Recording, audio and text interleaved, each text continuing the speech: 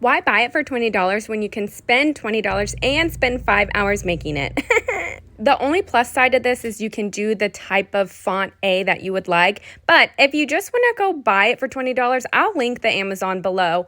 But if you want to make your own, I'm going to go into a little bit of the details. This one is specifically an A. I'm sure other letters that are like B or D and have rounded edges, you probably have to score the edges so that it is rounded. Anyways, I'm deleting some of the pages that I don't need. You know what? I was also just thinking too, if you're pretty crafty and you kind of know what you're doing, you could probably skip over this one and this one. Like, you don't need to print those out.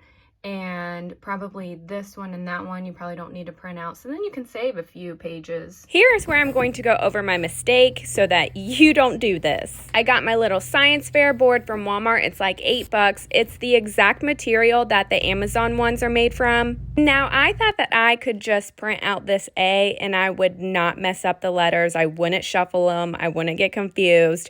I was wrong. So I actually ended up having to go back and number them so that I could finish the A because I got confused. And then I actually ran out of paper, which made me mad, but honestly, I only needed the bottom part anyways. The top part was fine. There are a couple different ways that you can do this pattern, but I made it so that the papers are basically side by side. They are not overlapping at all. The next part was to actually secure the two posters together. So I tried one side and it wasn't really butting up against each other very well. So then I just flipped it over and hoped that the other side was better.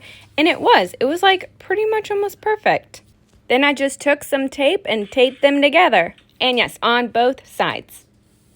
Now it's time for the tricky part. So I just put this little weight on the A so that it would stay still. I'm sure you can tape it. Mine didn't move that much, maybe a little bit, but I was in a hurry, okay? Because I was in a hurry, I did not cut the A completely out.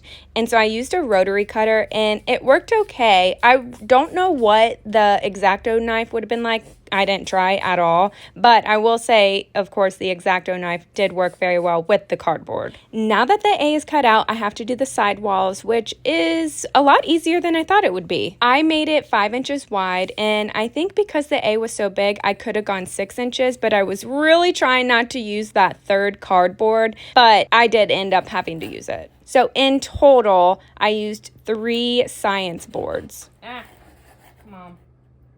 And throughout my journey, I did realize that you can cut it and then kind of snap it apart and then just X-Acto knife that last little bit. For this part, putting the walls on, you could probably use a hot glue gun, but I just used tape because, again, I was in a hurry. And then when you're going around the corners, you have to measure where you need to cut so that you can fold it whichever way to go around the corner. Just make sure that you are cutting the right side so that it is able to fold the correct way. I made that mistake too.